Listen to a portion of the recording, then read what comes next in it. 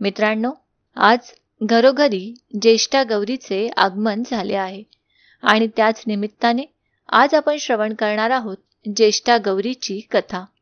आटपाट नगर होते. तिथे एक गरीब ब्राह्मण राहत होता. पुढे एके दिवशी काय झाले, भाद्रपद महिना आला. घरोघरी लोकांनी गौरी आणल्या. रस्तोरस्ती बायका दृष्टीस पडू लागल्या. घंटा वाजू लागल्या. हे त्या ब्राह्मणाच्या मुलांनी पाहिले. मुले घरी आली. आईला सांगितले, आई आई, आपल्या घरी गौराई आण.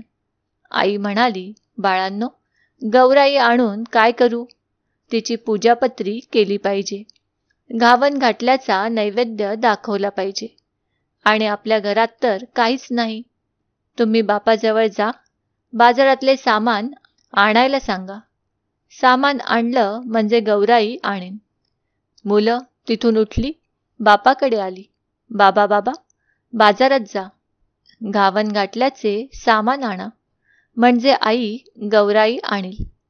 बापाने घरात चौकशी केली. मुलांचा नाद ऐकला. मनात फार दुःखी झाला. सोन्यासारखी मुलं आहेत, पण त्यांचा हट्ट पुरविता येत नाही. गरिबापुढे उपाय नाही. मागायला जावं तर मिळत नाही. त्यापेक्षा मरण बरं म्हणून उठला. देवाचा धावा केला. तळ्याच्या पाळी गेला. जीव द्यावा म्हणून निश्चय केला. अर्ध्या वाटेवर गेला. इतक्यात संध्याकाळ झाली. जवळच एक म्हातारी सवाशीण भेटली. तिने त्याची चाहूल ऐकली. कोण म्हणून विचारले. ब्राह्मणाने हकीकत सांगितली. म्हातारीने त्याचे समाधान केले. बोधाच्या 4 गोष्टी सांगितल्या. ब्राह्मणाने म्हातारीला घरी आणले. बायकोने दिवा लावला. चौकशी केली. पाहुण्याबाई कोण आणल्या म्हणून विचारले. नवऱ्याने आजी म्हणून सांगितले. बायको घरात गेली आणि अंबिला करता कण्या पाहू लागली. तो मडकं आपलं कण्यांनी भरलेले दृष्टीस पडले. तिला मोठे नवल वाटले. ही गोष्ट तिने आपल्या नवऱ्याला सांगितली. त्याला मोठा आनंद झाला. पुढे पुष्कळ पेच केली. सगळ्यांनी पोटभर खाल्ली. सगळेजण आनंदाने निजले. सकाळ झाली तशी म्हातारीने ब्राह्मणाला हाक मारली. मुला मुला, मला न्हाऊ घालायला सांग, म्हणून म्हणाली. घावन घातलं देवाला कर.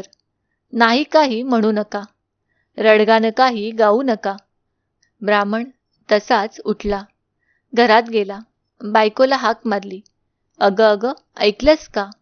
आजीबाईला न्हाऊ घाल, असे सांगितले. आपण उठून भिक्षेला गेला.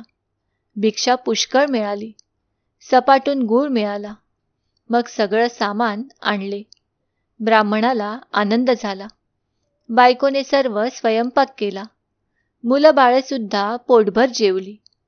म्हातारीने ब्राह्मणाला हाक मारली. उद्या जेवायला खीर कर, म्हणून सांगितले. ब्राह्मण म्हणाला, आजी आजी, दूध कोठून आणू? तशी म्हातारी म्हणाली, तू काही काळजी करू नको. आता उठ आणि जितक्या गाई म्हशी पाहिजे असतील तितके खुंट पुर. तितक्यांना दावी बांध.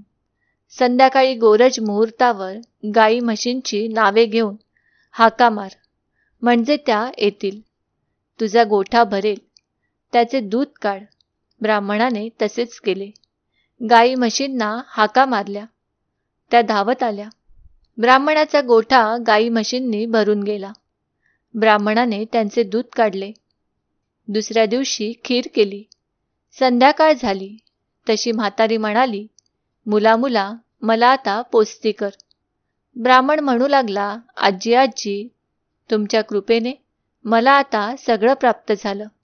आता तुम्हाला पोस्ती कसे करू? तुम्ही गेलात म्हणजे हे सर्व नाहीसे होईल. म्हातारी म्हणाली, तू काही घाबरू नकोस.